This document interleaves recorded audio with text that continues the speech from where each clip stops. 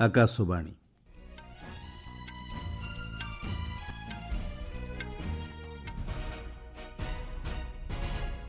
ସମ୍ବାଦ ପଢୁଛନ୍ତି ସତ୍ୟବ୍ରତ ବେହୁରା।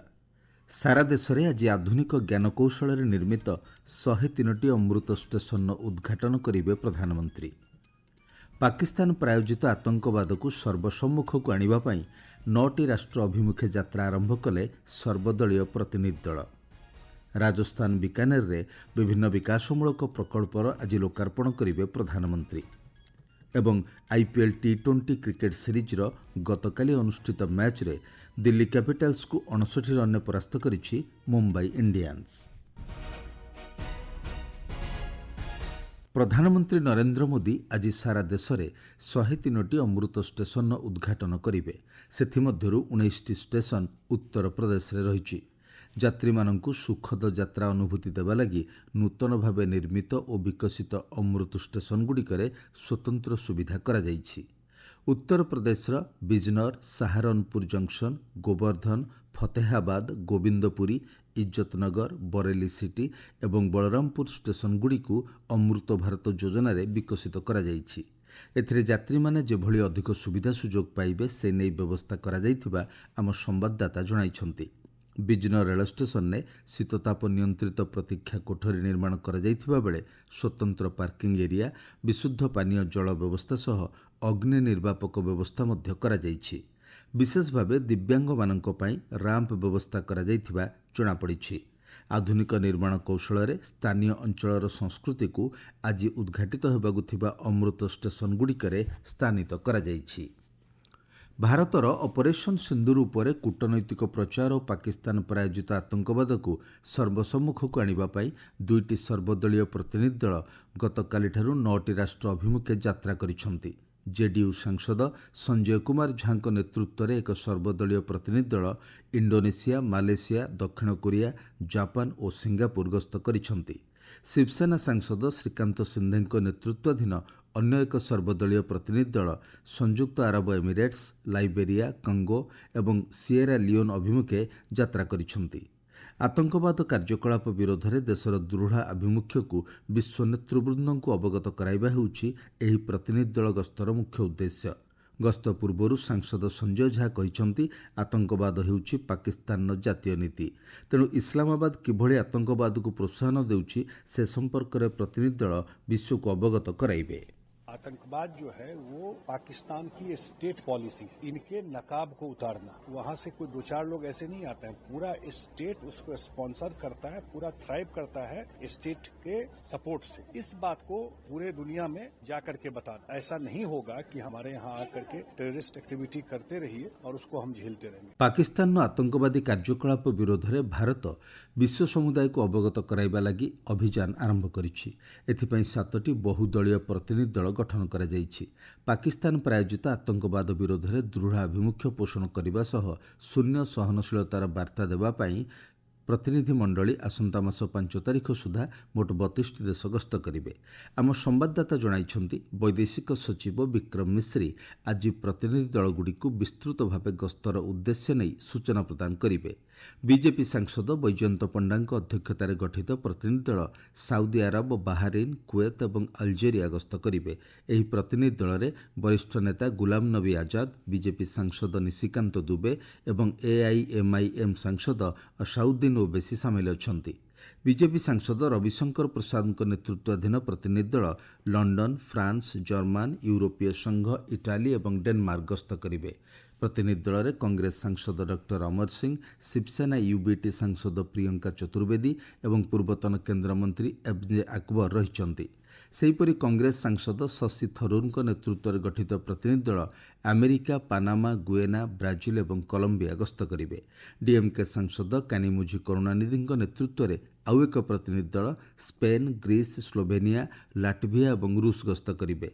ଏହି ଦଳରେ ନ୍ୟାସନାଲ କନଫରେନ୍ସର ସାଂସଦ ମିଲନ ଅଲ୍ତାବ ଅହମ୍ମଦ, ସମାଜବାଦୀ ପାର୍ଟିର ସାଂସଦ ରାଜୀବ ରାୟ ଏବଂ ଆରଜେଡି ସାଂସଦ ପ୍ରେମଚନ୍ଦ ଗୁପ୍ତା ସାମିଲ ଅଛନ୍ତି।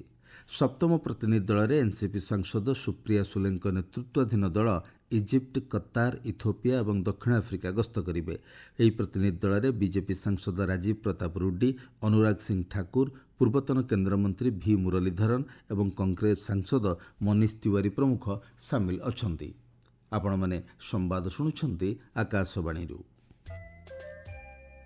ପ୍ରଧାନମନ୍ତ୍ରୀ ନରେନ୍ଦ୍ର ମୋଦି ଆଜି ରାଜସ୍ଥାନର ବିକାନେରରେ 26,000 କୋଟିରୁ ଅଧିକ ଟଙ୍କା ମୂଲ୍ୟର ବିଭିନ୍ନ ବିକାଶମୂଳକ ପ୍ରକଳ୍ପର ଲୋକାର୍ପଣ କରିବେ। ଏହି ପ୍ରକଳ୍ପଗୁଡ଼ିକ ରେଳପଥ, ସଡ଼କପଥ, ଶକ୍ତି, ଜଳ, ନୂତନ ଅକ୍ଷୟ ଶକ୍ତି କ୍ଷେତ୍ରକୁ ସଶକ୍ତ କରିବା ଦିଗରେ ଗୁରୁତ୍ୱପୂର୍ଣ୍ଣ ଭୂମିକା ଗ୍ରହଣ କରିବ। ଏହି ଗସ୍ତ ଅବସରରେ ପ୍ରଧାନମନ୍ତ୍ରୀ ଚୁରୁ ସାଦୁଲପୁର ରେଳ ଲାଇନ୍ ଲାଗି ଶିଳାନ୍ୟାସ କରିବା ସହିତ ସୁରତଗଡ଼ ଫାଲୋଡି, ଫୁଲେରା ଦିଗାନା, ଉଦୟପୁର ହିମ୍ମତନଗର, ଫାଲୋଡି ଜୈସଲମେର ଏବଂ ସାମଦାରୀ ବାର୍ମର ରେଳ ଲାଇନ୍ ବିଦ୍ୟୁତକରଣ ପ୍ରକଳ୍ପକୁ ଦେଶ ଉଦ୍ଦେଶ୍ୟରେ ଉତ୍ସର୍ଗ କରିବେ।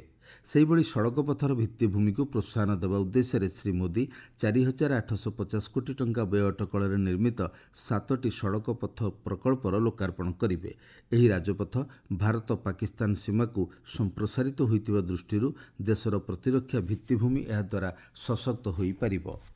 ପ୍ରଧାନମନ୍ତ୍ରୀ ନରେନ୍ଦ୍ର ମୋଦି ଆସନ୍ତା 25 ତାରିଖରେ ଆକାଶବାଣୀର ମନ୍ କି ବାତ୍ କାର୍ଯ୍ୟକ୍ରମରେ ଦେଶ ଏବଂ ବିଦେଶରେ ଥିବା ଭାରତୀୟଙ୍କ ସହ ଭାବ ବିନିମୟ କରିବେ।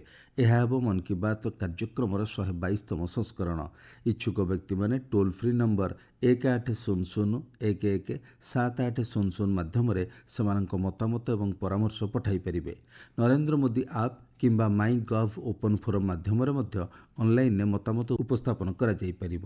ଏଥିପାଇଁ ଆସନ୍ତା 23 ତାରିଖ ପର୍ଯ୍ୟନ୍ତ ସମୟସୀମା ଧାର୍ଯ୍ୟ ହୋଇଛି। ଆତଙ୍କବାଦ ବିରୋଧରେ ଅପରେସନ୍ ସିନ୍ଦୁରର ସଫଳତା ପରେ ସାରା ଦେଶ ଭାରତୀୟ ସେନାର ବୀରତ୍ୱ ଏବଂ ସାହସ ପ୍ରତି ସମ୍ମାନ ପ୍ରଦର୍ଶନ କରୁଛି।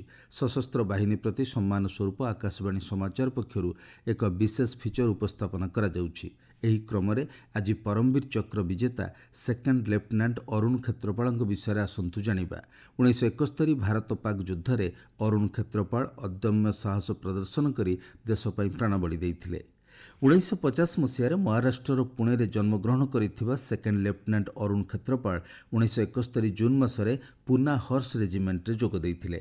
ମାତ୍ର 21 ବର୍ଷ ବୟସରେ ଭାରତ ପାକ୍ ଯୁଦ୍ଧରେ ସେ ଅତୁଳନୀୟ ସାହସ ପ୍ରଦର୍ଶନ କରିଥିଲେ। 1971 ମସିହା ଡିସେମ୍ବର 16 ତାରିଖରେ ଶତ୍ରୁପକ୍ଷର ଆକ୍ରମଣ ଜୋରଦାର ହୋଇଥିଲା ଏବଂ ଶକରଗଡ଼ ସେକ୍ଟରର ଜରପାଲରେ ଆକ୍ରମଣ କରାଯାଇଥିଲା। ଅରୁଣ କ୍ଷେତ୍ରପାଳ ନିଜ ଦଳ ସହ ନିକଟବର୍ତ୍ତୀ ସ୍ଥାନରେ ମୁତୟନ ହୋଇଥିଲେ। ତାଙ୍କ ପାଖରେ 2ଟି ଟ୍ୟାଙ୍କ ଥିଲା। ଅନ୍ୟ ଏକ ରେଜିମେଣ୍ଟରୁ ସହାୟତା ଲାଗି ଖବର ଆସିବା ପରେ ଅରୁଣ ତୁରନ୍ତ ଏହାର ଜବାବ ଦେଇଥିଲେ ଏବଂ ଆକ୍ରମଣ ହେଉଥିବା ସ୍ଥାନକୁ ନିଜ ଦଳବଳ ସହ ଯାତ୍ରା କରିଥିଲେ। ନିଜ ଟିମ୍ ସହ ଯାଉଥିବା ବେଳେ ସେ ମଧ୍ୟ ଆକ୍ରମଣର ସମ୍ମୁଖୀନ ହୋଇଥିଲେ। ନିର୍ଦ୍ଧାରିତ ସ୍ଥାନରେ ପହଞ୍ଚିବା ପରେ ସେକେଣ୍ଡ ଲେଫ୍ଟନାଣ୍ଟ ଅରୁଣ କ୍ଷେତ୍ରପାଳ ଏବଂ ତାଙ୍କ ଦଳର ଅନ୍ୟ ସଦସ୍ୟମାନେ ଶତ୍ରୁପକ୍ଷ ଉପରେ ଆକ୍ରମଣ ଆରମ୍ଭ କରିଦେଇଥିଲେ।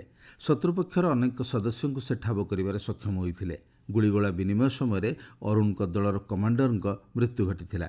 ସେ ଏକାକୀ ଶତ୍ରୁପକ୍ଷ ଉପରେ ଆକ୍ରମଣ ଜାରି ରଖିଥିଲେ ଏବଂ ଶତ୍ରୁପକ୍ଷକୁ ସାହସର ସହିତ ମୁକାବିଲା କରିବାରେ ସକ୍ଷମ ହୋଇଥିଲେ। ଏଥିରେ ଶତ୍ରୁପକ୍ଷର 10ଟି ଟ୍ୟାଙ୍କକୁ ସେ ଧ୍ୱଂସ କରିଦେଇଥିଲେ। ତେବେ ସେ ଯେଉଁ ଟ୍ୟାଙ୍କରେ କାର୍ଯ୍ୟ କରୁଥିଲେ ତାହା ଉପରେ ଶତ୍ରୁପକ୍ଷ ଆକ୍ରମଣ କରିଥିଲେ। ସେ ଘଟଣାସ୍ଥଳରେ ଦେଶ ପାଇଁ ସର୍ବୋଚ୍ଚ ବଳିଦାନ ଦେଇଥିଲେ। ମରଣୋତ୍ତର ଭାବେ 1972 ମସିହାରେ ସେକେଣ୍ଡ ଲେଫ୍ଟନାଣ୍ଟ ଅରୁଣ କ୍ଷେତ୍ରପାଳଙ୍କୁ ପରମବୀର ଚକ୍ର ପ୍ରଦାନ କରାଯାଇଥିଲା। ଦେଶ ତାଙ୍କର ଏହି ମହାନତା ଏବଂ ସର୍ବୋଚ୍ଚ ବଳିଦାନ ପାଇଁ ସ୍ମରଣ କରୁଛି।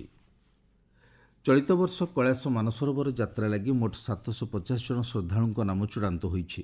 ନୂଆଦିଲ୍ଲୀରେ ବୈଦେଶିକ ବ୍ୟାପାର ରାଷ୍ଟ୍ରମନ୍ତ୍ରୀ କୀର୍ତ୍ତିବର୍ଦ୍ଧନ ସିଂଙ୍କ ଉପସ୍ଥିତିରେ ଏକ ଅନ୍ଲାଇନ୍ କମ୍ପ୍ୟୁଟର ଡ୍ର ମାଧ୍ୟମରେ ଏହି ଶ୍ରଦ୍ଧାଳୁମାନଙ୍କର ଚୟନ କରାଯାଇଛି। ଚୟନ କରାଯାଇଥିବା ଶ୍ରଦ୍ଧାଳୁମାନଙ୍କୁ ଏ ସମ୍ପର୍କରେ ମଧ୍ୟ ଅବଗତ କରାଯାଇଛି।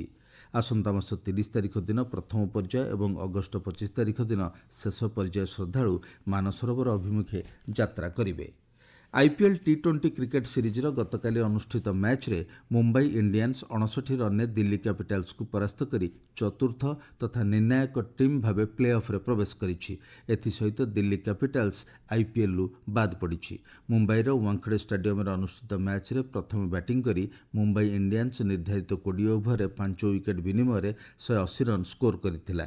ଏହାର ଜବାବରେ ଦିଲ୍ଲୀ କ୍ୟାପିଟାଲ୍ସ 18 ଓଭର 2ଟି ବଲ୍ରେ ସମସ୍ତ ୱିକେଟ୍ ହରାଇ 121 ରନ୍ କରିବାକୁ ସକ୍ଷମ ହୋଇଥିଲା।